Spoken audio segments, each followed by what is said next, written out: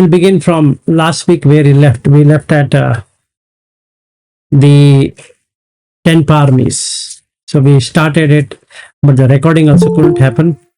So today we will take up that and then we will go through each one of them. Okay, so now first thing is that dana. That's a starting point. There are two kinds of dana.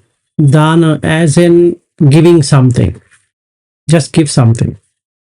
So it can be anything. I think most of you are doing it.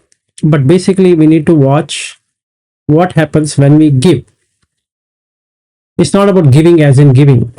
In fact, in Abhidhamma, it's very clearly explained, but then not good to go to Abhidhamma, but I'll just cover a little bit of it. That how do you get a sobhana chitta and asobhana chitta? Sobhana means good and asobhana means bad. So the chitta means the mind, and that you get a good feeling, and asobhana means bad feeling. Supposing somebody asks me to donate something, and then I'm not that keen on donation, but by force I need to give. I'll give the act of donation, which is good, but there's no enjoyment of donation. Meaning, there should be sukha. So what are we trying to look at doing whatever we are doing on the dhamma? Dhamma is the nature and the teaching is also dhamma. So the nature of giving is to expand. The nature of taking is to contract. Okay. Now let's take an example. Now Supriya has given me this t-shirt, the one what I'm wearing. So there is giving and there is taking. Okay. Now the problem is like this. She has given. Thus her task is done. But now the problem is with the person who is taking it. Okay, there are two ways of taking, or rather three ways of taking. One, taking it as myself. That means I'm teaching, so she's gifted. So what's so great about it? That's one way of doing it. In the same way, Shaniel has sponsored or donated for the air ticket, and then so what? I'm teaching him the 8 jhana, so he's paying for it. So what? So that's one way. Okay, but it's still dana, but it's one way. The receiver, the person who is taking it. Okay. Now, is there a punya or a merit in the person who is taking it? Yes, it is, because I'm giving dhamma, and then Supriya has given this t-shirt, and Shaniel has given the flight ticket, and Aryu has gifted many other things other than the flight ticket. So you know what, I'm supposed to get it because I'm giving dhamma. Just like we go to the office and we work and we are paid salary, and same, right? So service, I'm giving the services and I'm getting payment for that or some gift for that. It's fine. There's no dana as such. There's nothing called donation.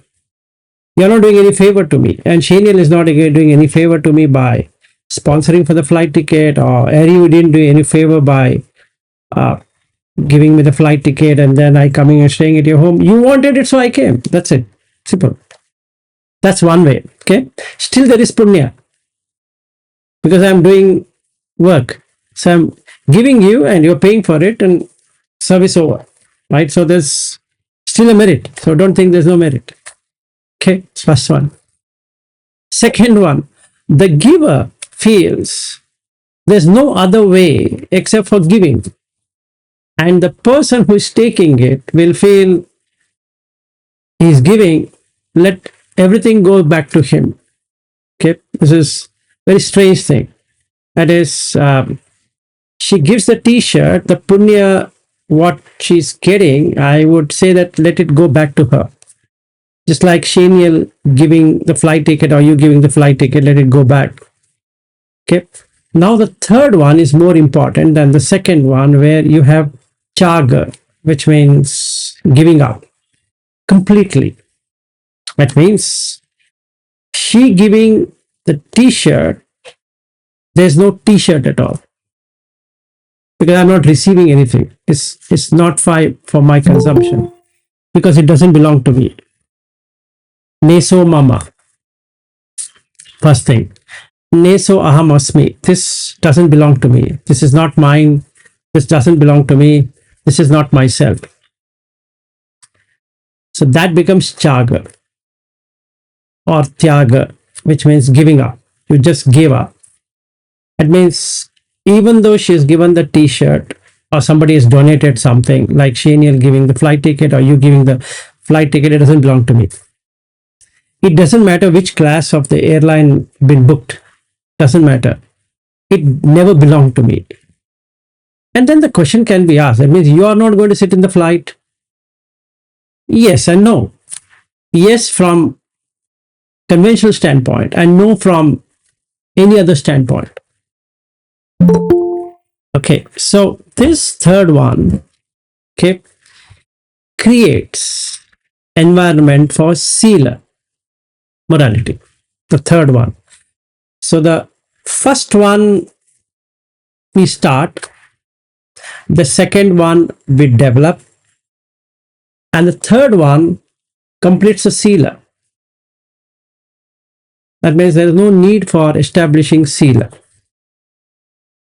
So when I do the 10, dana, sila, nekhamma, panya, virya, khanti, satcha, adhitthana, metta, upekka, there are 10 of them.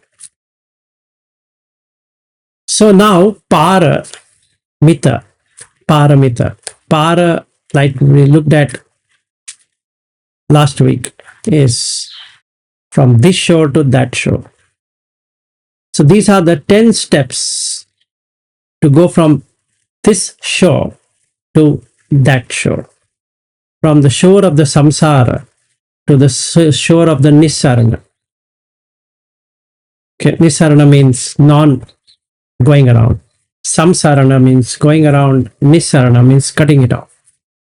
Now, Ari, you gifted a flight ticket and Shaniel has gifted a flight ticket. Excellent. Okay, you've done your job. Now, if the receiver is bad, the thing is pretty bad because let's say if I were to, like I came to San Francisco, if I go and stay with Shaniel, it is tainted, meaning it's not pure. So actually Shaniel should cancel the flight ticket if this guy is not pure. Because the receiver is going to spoil the giver. It's because it's circle, right? It just circles it.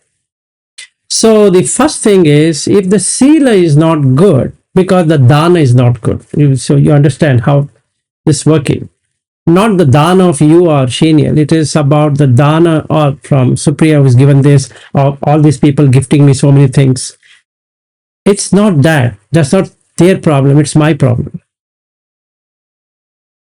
So the person who is sharing the dhamma or giving the dhamma should also do the dana. It's like that. If I were to take Buddha Dhamma is mine, meaning I know so much, it's tainted. It's not good. So when I reach San Francisco or I reach Brisbane or these people sitting here, they have come here. So they will not get anything. No matter whether they came from whichever place in India here or I'm going there, same. So the dana gives rise to sila, then nekhamma is renunciation. So out of 3 sankappo, that is nekhamma sankappo, abhyapada sankappo, avihimsa sankappo, the first determination, sankappa means to determine, to take a vow that from today I will give up. Okay. What are you giving up? You're basically giving up on ownership. Like I have been telling these people that if somebody were to gift me an underwear and they ask me back, and that means nothing belongs to me. Like, she can ask back this t-shirt. You know what, you're not the right person, so give me back the t-shirt, and then I have to give it back. I can't say it is my t-shirt because it doesn't belong to me. In its own right, it doesn't belong to me. In the same way, you paid for the flight ticket, you can ask me back. Vilas, you didn't deliver what you said you're going to deliver, so you please pay back the money. And the same thing Shaniel can do. Or that's how it should work. Okay, and that's what we do at the office. We take an employee says, I'm going to do this following, and then let's say the person who is interviewing feels that he can do it, so the work is given to him. He's not able to do it, so the employee is sacked. Same thing, right? No difference. But here there's a huge difference. You have volunteered to do it, as opposed to doing it by job description or by whatever. And that's a major advantage over the worldly thing, meaning you have given up. You do the same thing, but you do it by giving up. No possession. So like you can do it without possessing Google or anything at all. So you get into Sakadagami because you have donated it, you've given up. Chaga. Once that starts, the ball starts rolling, and then your sila will get stronger and stronger. Because when I hold to something, and then only I will have these immoral deeds coming. If I don't hold to anything, then I don't have to kill, I don't have to steal, I don't have to do sexual misconduct, I don't have to tell lies, I don't have to drink, I don't have to do many other things, including abhijja, vyapada, michchaditi, all of that. And then the speaking, samma vacha, will automatically happen. Samma kammanto has already happened. Samma ajivo, it is having a better working life, meaning you're just working for feeding yourself, staying happily in a room. So you're doing Pachavekana, like what we covered in the Asava, Sabbasava Sutta, that you're doing it not for adornment or anything, you're just doing it to maintain brahmacharya for all the four: the dress, the stay, and then the food and the medicine, for requisites, not for anything else. So that's the basis of sila. So what it does by dana, it increases sila, because you keep on giving up. Just give up, just give up, just give up. So when you give up, the mind becomes expansive. So when I came to your place, Ariu, it's expansion. So whatever I could do, I could do. And now when you're coming to Australia to stay with Shaniel, so you're doing exactly the same thing, right? So then you're trying to invest on dhamma by doing dana. So meaning you're not paying anything. Let's say you paid for yourself for the flight ticket, and then you're coming there, and then you're giving up, but yet doing the same thing. It's not that you're not going to go back to US from Australia, you're going to do that, but then you're not holding on to anything. So then what happens? The sila is automatic. You don't have to establish sila. Like I go to a bhante and then he says 5 precepts, I don't have to do that because it is ritual. So the difference between ritualistic way of doing it and a very practical way of doing it is that in a ritual, you expect somebody to give you the precept. It's just like I sit and I say Panati Pata Veramani Adinnadana Veramani and I recite it. It makes no sense because I've not given up. So the starting point is dana. And when the dana is good, the panya increases. You see this how the connection is being made. Your panya starts, the wisdom starts, because you are not holding, so your panya should be good. Then you put energy, virya. Then you get patience, kanti. Then you see the satya. That is the truth. What's the truth? Nibbana is only truth. There's no other truth. So the Four Noble Truths, basically. Okay. Then metta. Your mind is always in metta. So you don't have to work out on metta separately. That means morning 1 hour metta, evening 1 hour metta. That's not required. You can be in metta all the time. It doesn't mean that, oh, it's morning now, so let me in metta. Excuse me, so it's evening now, so let me, I have been told to do metta. No, that makes no sense. And that creates upekha. The necessary condition for upekha are the 9 paramis. The necessary condition for metta is 8 paramis.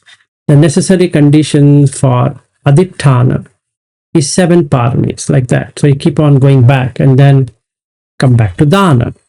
So if my dana is good, the chaga is good. So what happens in English translation is for chaga also they put generosity, and for dana also they put generosity. Now the question comes, what generosity are we talking about?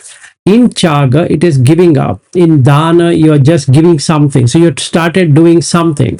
Let's say I started doing something without any expectation. So I gave, like last time I was talking about $5,000 or $500 or $100. So I'll put something like this. I'll put a fund and say that, oh, I'm earning so much. I'm cutting out 10% of my income for dana. Okay, it can be more, but I'm saying, okay, I can let go. So that letting go is 10%. The mind holds on to it. Why 10%? Why not 5%? And why to this person? I think there's no point in giving. This is the michaditi. There's no point in giving. So to cut the michaditi, the first michaditi is dana. Okay, so natti dinnam, natti itam, natti hutam. So these three comes continuously. So let's understand. I want to give $5,000. What I'm going to do is I'll take $5,000 into 54. Gone mad? No way. I'm not going to give it. 250 to 50,000 Indian rupees. Why? Why should I give? There's no good in giving. Now, 250,000 is 1 month's salary of mine, let's say. Can you just give up 1 month's salary by chance? No, it's much money. Okay, how about 50% of your 250,000? That's much, 125,000. Okay, half of that, what do you think? Half of that, not too sure. Okay, 30% of that. 30 percentage is percentage, heavy percentage. Okay, 10%. That makes sense. 10% of what? 250,000 or 125,000? 125,000. Okay, that means 12,500. Are you okay with that? 12,500 is okay, but for what? What do you mean for what? It can be for anything. It's not yours, 12,500. And Vilas would say, I think I'll do half of that. Oh, half of that. Half of what? Half of 12,500. Okay, so now are you okay with half of the 12,500? Like 7,000. No. Okay, 6,500. Why jump? 6,500. No, 6,000. Let's make it 6,000. Round. Okay, 6,000. So can you remove 6,000 from your account? 6,000. Tell me, for what are you going to use this for? Boss, I just now told you, it's not yours. You don't have to worry what it will be used. It might not be used also. We might throw it into the bin. That's not your problem. Can you give 6,000? And this guy squeezes himself, shrinks, and that shows that natti dinnam, which is the Michaditi. No matter what he is in Buddha Dhamma, it doesn't matter. He is not. In fact, what he could have done is when somebody asks, can you give 250,000 Indian rupees? Here it is. Done. 1 month paycheck of mine. Take it. Enjoy. For what are you giving 250,000? That's not your problem. Like that. That's dana on number. Okay. So this number. What about item? Some item. Let's say somebody comes and asks me for this laptop. Anyway, it doesn't belong to me. It belongs to Ariu. So I just have to take permission from Ariu. And Ariu say I've donated it. It doesn't belong to me either. So somebody like Ashwin is here and he says, Vilas, can I take this and go? I can say, yeah, take it. Why? It doesn't belong to me. So I shouldn't wink. Even a wink means there's some holding on to it. It doesn't belong to me. This speaker, this one, this everything around here, including the cot which I'm sitting, doesn't belong to me. So what doesn't belong to me, I can't keep it. It becomes stealing. So what dana can do then is to make a person not steal. So it's a very nice thing. You basically cut out stealing because you are in dana. So then it's not yours. So what are you trying to say? What doesn't belong to you, you can't take it. You can't keep it. So are you the MacBook Air, what you've given, it doesn't belong to you, doesn't belong to me. It belongs to Dhamma. So anybody on Dhamma can take it. Anyway, it's not yours. Anyway, it's not mine. So that's very simple. So dana will not make sila. It does. Because you gave up. So it should be in sila only. Where else will it go? Then can the sila bring in nekamma? Renunciation. Yes, it does. And doesn't it get you panya, wisdom of what is real and what is unreal? Yes, it does. The panya is developed. And does the panya not give it you virya, strength to go forward? Yes, it does. Will the panya not help you in understanding khanti, this forbearance of everything? Yes, it does. Doesn't it get you to the satya, truth? It does. Then can it not get you aditthana, determination? Yes, it will. Does it then not give you metta at this point in time? It does. And does it not end your journey by becoming upekha? Yeah. So the 10 paramis continuously keep on happening this way. It's not about whether you should have paramis to enter into Buddha Dhamma, or it's not about paramis to have sotaparna, sakadagami, anagami, arhat and all that. That's not the right argument, because many people keep on thinking that I require parami. It's not the parami what is important. It is the knowledge what is important than what you think you have parami. So if I have knowledge, meaning if I have the knowledge of how to do things, then the paramis can be used. If I don't know how to do it, and then I might wonder that I require parami to do something. Like many people here, people sitting here also might feel, I need parami to be a sotapanna or sakadagam. It's not like that. To enter into Dhamma, not Buddha Dhamma, to enter into Dhamma, to know the nature, you require parami. It's not post facto, after you have entered.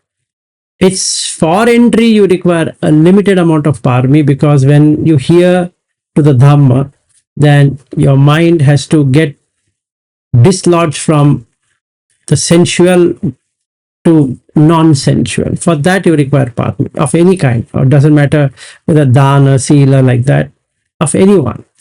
So let's say one of my friend introduced me to the Buddha Dhamma, and then I just went there, and then I felt it's very nice, something different. So I started working it out little bit. So the first thing I'm going to learn is sila. And they ask for dana.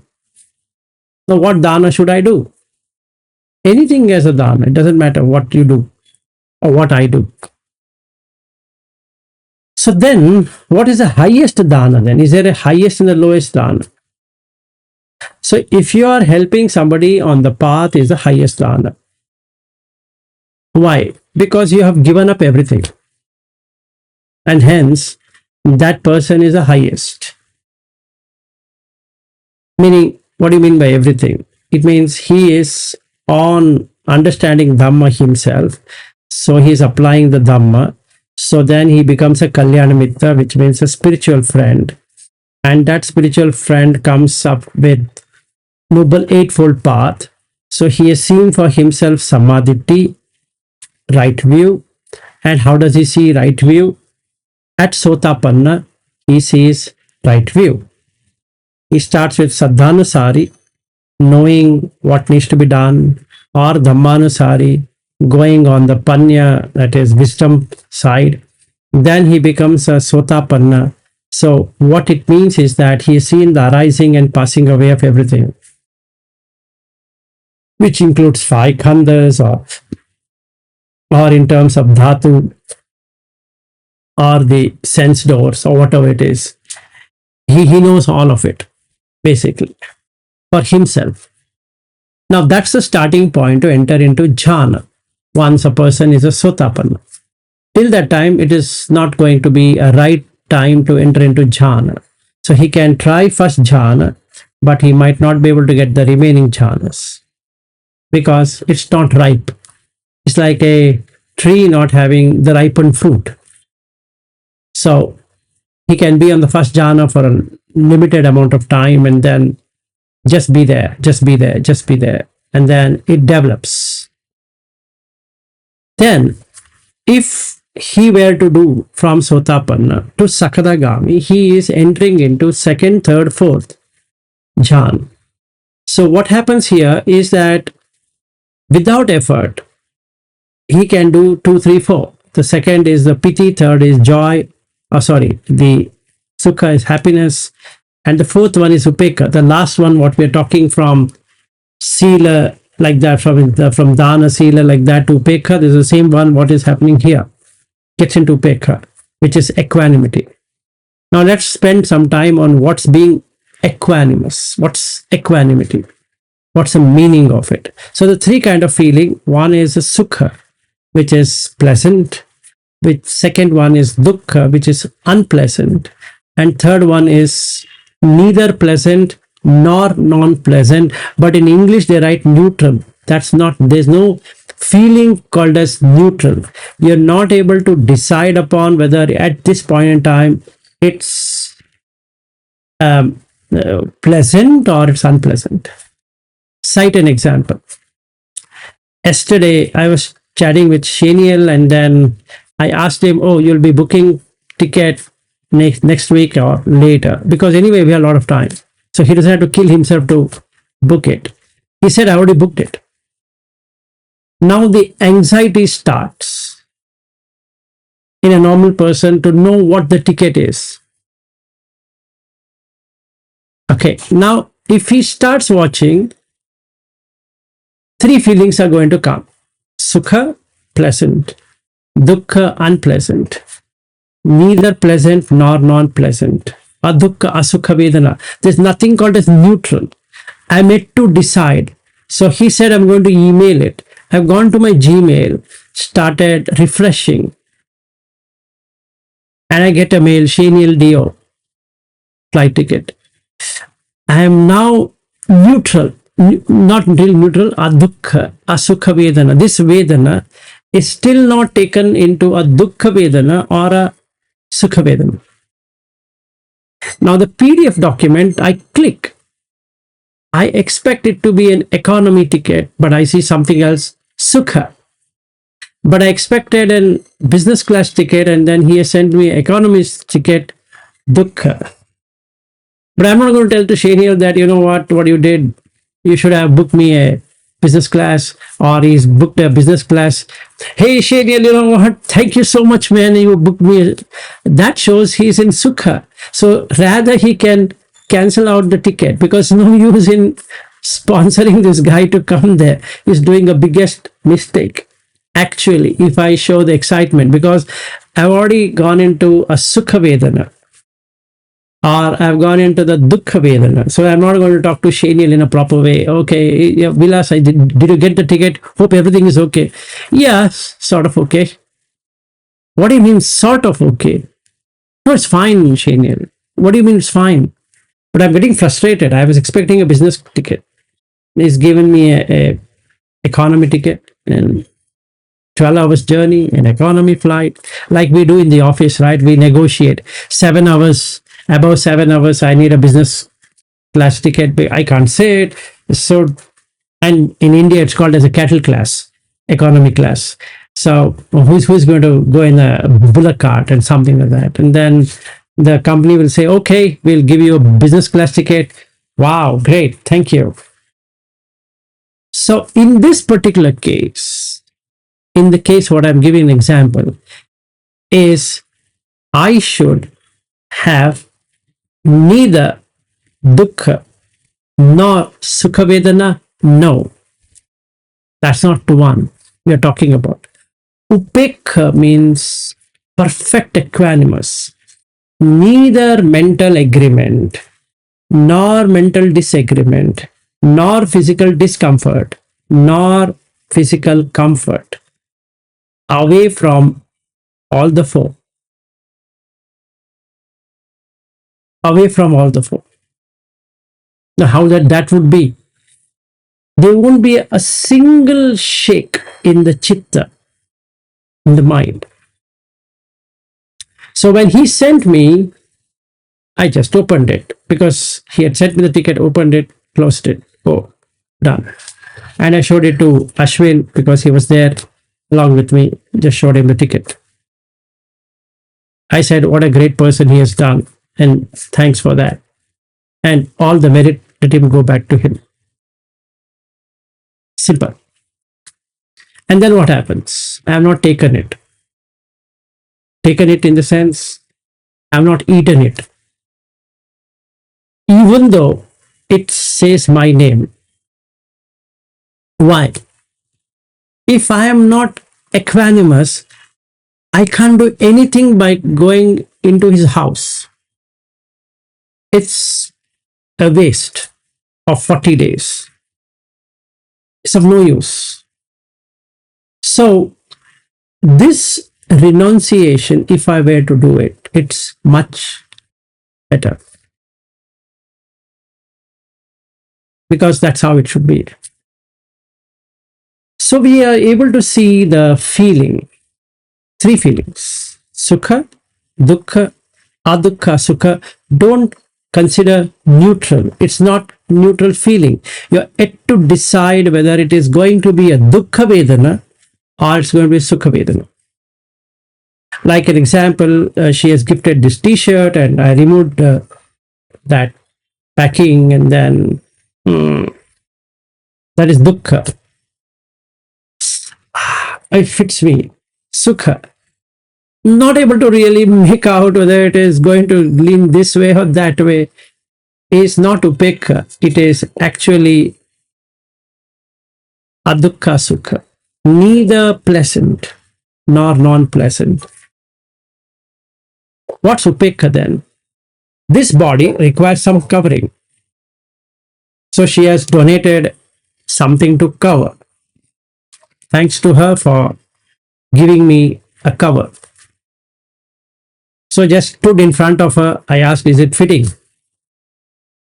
She said yes. Over. So now should I take this t-shirt to be mine? No. Does it belong to me? No. It's just to cover up the shameful parts. That's it. So that becomes upekha. So the fourth jhana, when we get into, is just not neutral. It is neither pleasant nor it is unpleasant. It's equanimous. So when I start doing it, Nekhamma will give me one level of upekha already. And now you can map each one of them. So dana, when I did properly, it brings in a little bit of upekha, but sila is complete now. So it increases upekha.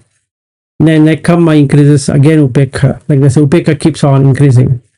Because metta also has upekha. And the fourth jhana also has upekha. The same upekha what we are talking from different standpoints. That's it. Okay. So then what I'm supposed to do? I'm supposed to, even if I were to come to Brisbane now, in the next few days or few months, rather, is to have upekha. From the time I land at Brisbane domestic airport to the time I fly back from Brisbane to Sydney and to Bangalore, need to maintain that upekha. Not getting charged up, that becomes sukha vedana. Not becoming, okay, dukkha vedana. Or I'm yet to decide which way it's going to go. Is neither neutral, it's not nearly neutral, neither pleasant nor non-pleasant. So you get three vedana. Yes, Harry. What does that mean? This dukkha vedana. There's anxiety, is there? Yes, there is an anxiety because yesterday when I was chatting with Shaniel and he sent me that ticket, even if I were a Sotapanna, I would have a little bit of anxiety. Even if I'm Sakadagami, I will have lesser anxiety than a Sotapanna because the possession is not there. The difference between a Sotapanna and Sakadagami is Sotapanna has possession and Sakadagami doesn't have possession, but a little bit of anxiety. And Anagami has no anxiety because there's nothing sensual. Okay, now what happens? What do you mean sensual? There's no expectation. So what's the difference between economy and a business class and a first class? Let's say 3 classes are there in this flight. Let's say plane is a plane. Great. 12 hours is 12 hours. Whether you're in economy or in business class or in first class, it's 12 hours. So what are you trying to do is to have a comfort, meaning you're stretching your body than keeping it fixed. That's all what's going to happen. So a Sotapanna would have a division of economy, business class, and a first class. A Sakadagami doesn't have this clear division as such. He considers, yeah, it will be good. And Anagami doesn't care. It's not he's indifferent. It's he knows the comfort is only limited to 12 hours. It doesn't last long. That doesn't mean that if somebody gets him a business class or a first class is going to give him a dhamma saying that, hey, you shouldn't have given me this, you should have booked me economy and all that. No, even an arhat will not do it, but neither he will enjoy it, nor he will suffer with it. He just has upekha. So there's no adukha sukha vedana also because, see, I've already flown on economy now, on Qantas. Now, he has booked me a business class ticket. Okay, from Bangalore to Sydney. So, what will be the way of seating? It will be like absolutely like a couch, than sitting like this. So you'll have an individual compartment kind of thing. Okay, what does it do to you? Nothing. You're just stretching out this body. This body is pain. So you're reducing the pain, and that's the fact. You pay more to reduce the pain.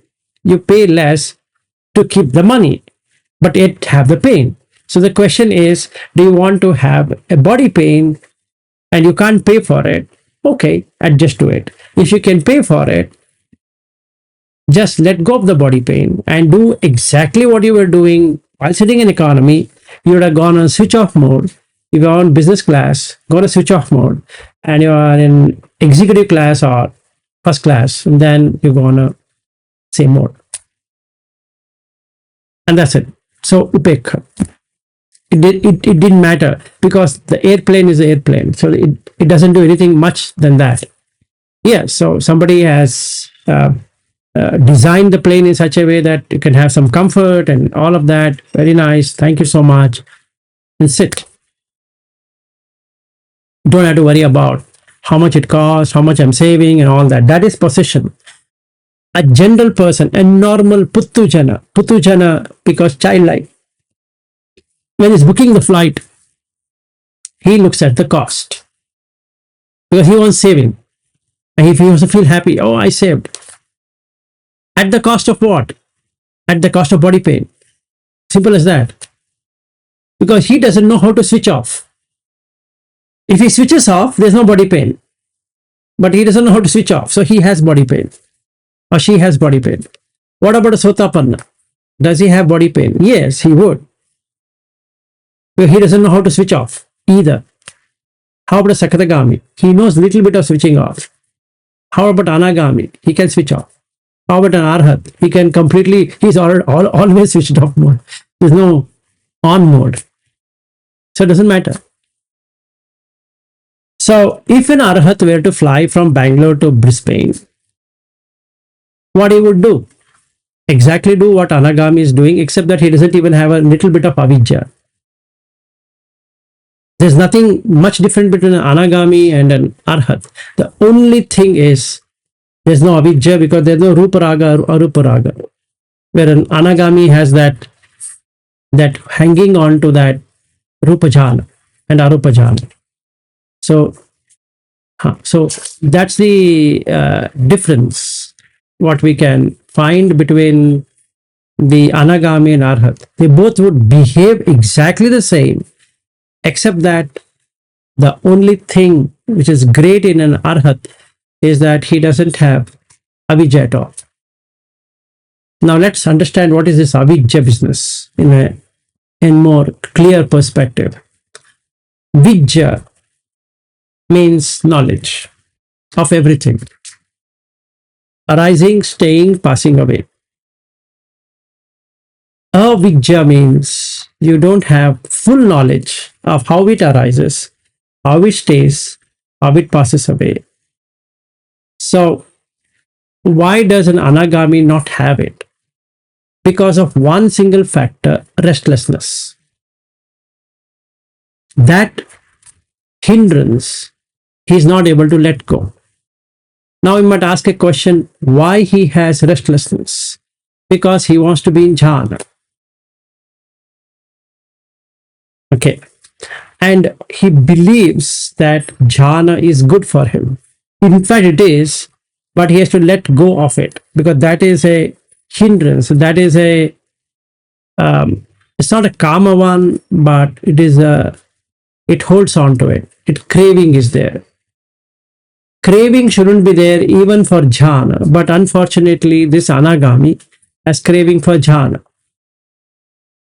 So he can't move forward than this. Now, what he should do? Drop the jhana. Now, why he could have even dropped at the beginning stage? No, that's stupidity. Why? Senses have pleasure. You need to know sensual pleasure. Then jhanas have pleasure. He should know jhanic pleasure. Then he should know the unending, permanent, eternal pleasure, nibbana. So once he is able to let go of the jhanic pleasure, the nibbana takes over. He can't get into nibbana. There's nothing like I will get into nibbana. I will attain nibbana. I will be in nibbana. No. It's other way around. Nibbana takes over. It's not that he will enter. And that's a problem. He doesn't know how to let go. And hence he's stuck with jhana. So it doesn't mean that he has not attained Nirodha Samapatti, but there is another one step after Nirodha Samapatti to end the journey. So just like Visakha, he was not able to move beyond that, like what Dhammadinna did. So he's stuck. So I know where I'm stuck. So I'm trying my best, but I know I'm stuck. That much I know. I'm stuck. So I'm trying out many things to get out, to get the avidya out. So Rupa Raga, Arupa Raga, Mana, Udacha, Avidya. Okay. Rupa Raga, Arupa Raga will remove Mana. Meaning if I get let go of Rupa Raga, Arupa Raga, it removes Mana. If without these three, Udacha cannot stay. Only comes with Avidya. So that's the last thing to remove or go. Anyway, coming back to this subject, Dasaparami, in that if I start with dana, give up, give up, give up, give up, give up. Not that I should be foolish, not like that. I can be working in a company doing whatever I'm doing, like in the case of Shaniel, he's an organization. You are working for a company. Here, Ashwin is working for a company. We can be working. That's Samma Ajiva only. It's got nothing to do with anything else. So we shouldn't get into a thinking that working itself is wrong. No, it's wrong. It's Samma Ajiva. So what is Sammaditthi is anything that arises will dissolve, will get out of existence. Yam kinchi samudaya dhammam sabbam tam nirodha dhammam. That which arises, any dhamma that arises will cease to exist. So if the body arises, the body ceases to exist. The house arises, the house ceases to exist. The car arises, the car ceases to exist. Company arises, company ceases to exist, no matter what we do. So we can find the company growing and then falling down and another company taking it over, something like that, which we keep on seeing it. So the same thing. By now, Google have bought over so many organizations, but they were doing well. They did good on the products. They made their revenue and they made their targets, they made their profit, and then the market changed and they couldn't change with time, and then they were up for sale. And like what Shaniel explains is that they have made a lot of changes in the organization, so they are putting afloat. I mean, they're floating because they have made changes based upon the market. So the company is alive because they have changed the way of working based upon the market. So that means they're syncing with market. So it works. So as long you're doing it, you're staying afloat. That's fine. Makes sense. So it's not about we shouldn't have Samma Ajiva, not at all. We have to have Sammaditthi, that anything that arises ceases to exist. And then you'll have Samma Sankappo, which is going to be Nekkhamma, giving up, renunciation. Because when the company falls or is sold, you feel yourself gone. Where somebody will kick you out, saying that it's not yours any longer. Or you lose your job. You lose the family. It's all the same, like losing. You lose it. So when we lose it, we lose the identity. Basically, the identity is gone, which I had built it with so much of effort. It's gone. And nobody will like to lose what they have gained. So Samma Sankappo is that where I let go myself, rather before the death comes and takes me, I have given it. Meaning, before the company sent me home, I have already given up. Like, and when I went and told my organization, my HR person, the head of HR, and then I told him that again I'm flying to Australia. So this time you can't hold me. He said, we'll try. We'll give one last try. So we'll try to get you a 6 month sabbatical to come back. Don't have to resign. But since I am on a full-time contract, I'm not a real employee. As an employee, even though I'm getting all employee benefits, I've still not joined the organization officially by letting go of my consultant tag, and I'm not FTE rather than I'm FTC.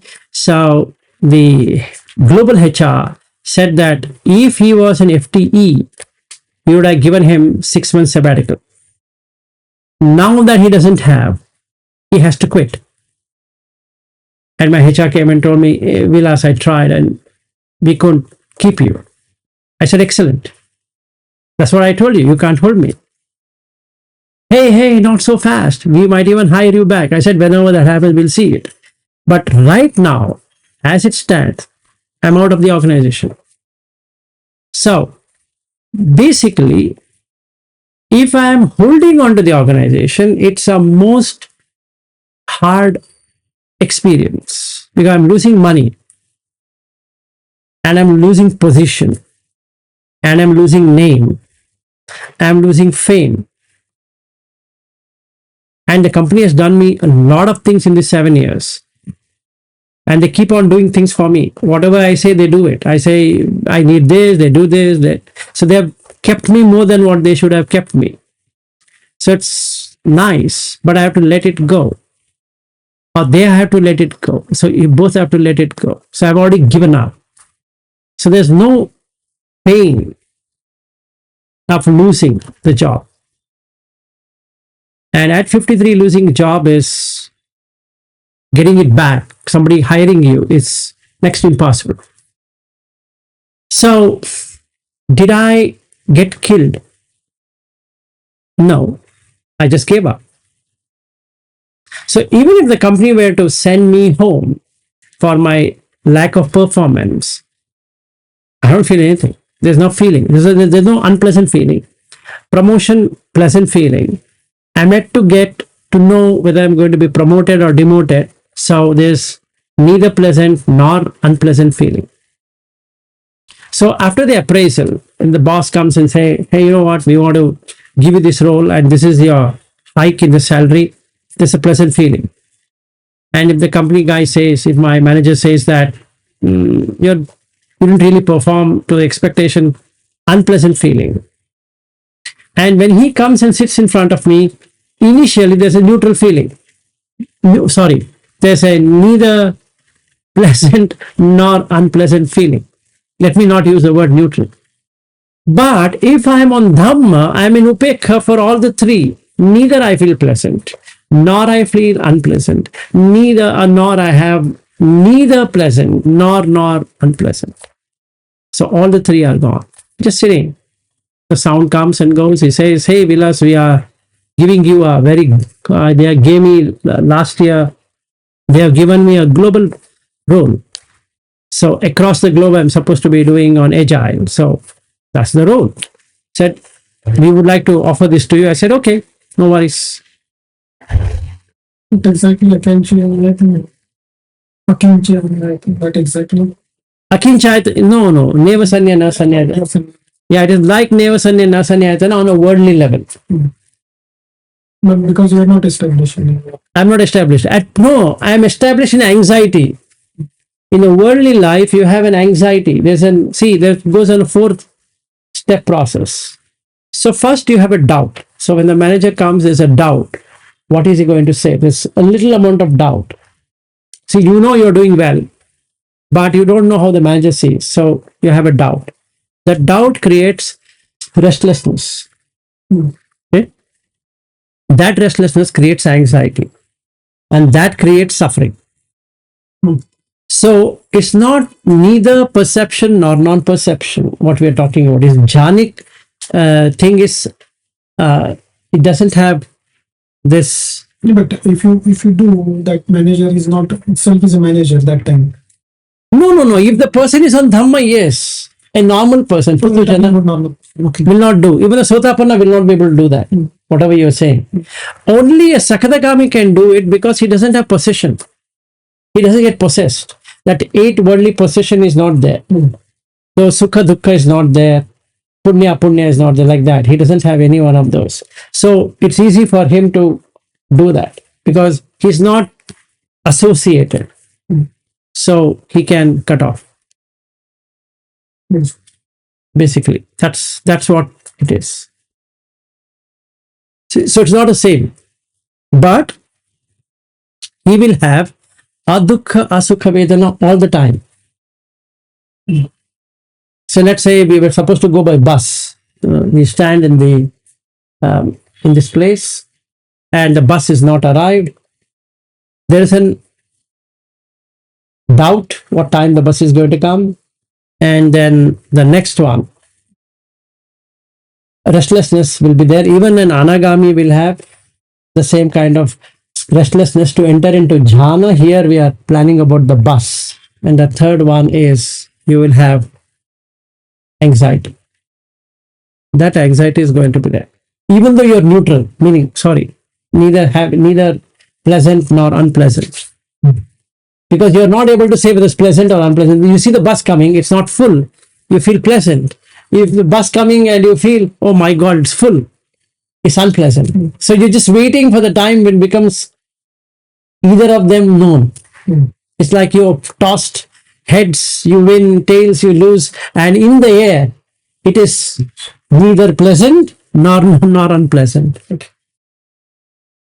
Like even if I were a Sakadagami, yesterday when he sent me that ticket, I won't feel anything. If I'm a Sotapanna and I open it, business class, so the mouth opens up, the chitta is enjoying it.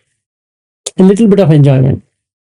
Maybe then there is a regret, oh, I shouldn't have enjoyed and all that. But at that moment, whereas an anagami will not have anything like that because he's in upekha. It's not on the so-called neutral feeling. All the three feelings are not there at all. So basically the 10 pamis gives upekha.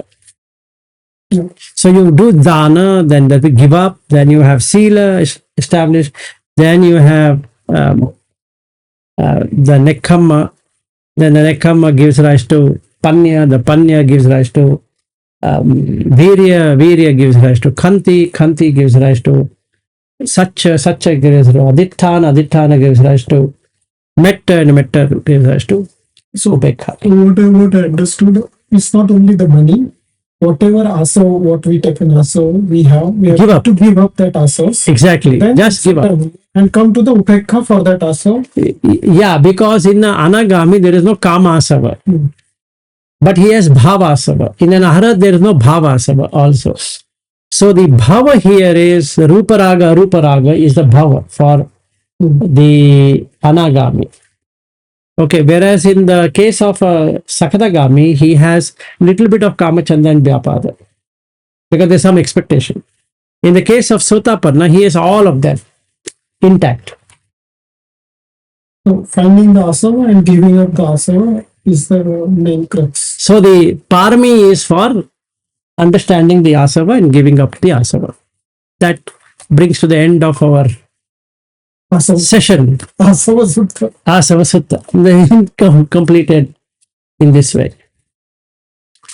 Okay, so we continue now on the jhana or whatever we wanted to do. 1 hour meditation, and then we continue 1 hour on discussion again.